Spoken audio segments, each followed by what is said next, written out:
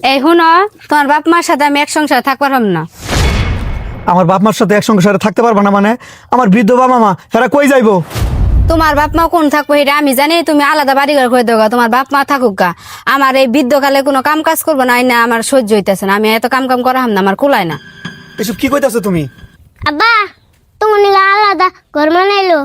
কি কইতাছো তুই? আমগুলো লাগে আলাদা ঘর বানাবো মানে? তোমরা তো দাদা দারে বাইরে দিত, আমি কোন থাকবো? আমি তো কয়দিন বড় বিয়া করবো, আমার বউ নিয়ে থাকো নাকবো। ও সুন্দর না থাকা তাহলে আগে থেকেই ঘর দেও গা। দেখছো, তুমি আজকে আমার মা বাবারে বাই করে দিতে চাইছো না? তোমার ছেলে এখন ভবিষ্যৎবাণী করে ফেলাইছে, আগামীকাল আমরা কোথায় গিয়ে থাকবো। এই জন্যই মানুষ বলে যে বাপ মায় যা শিক্ষা দেয় সন্তান তাই শিখে।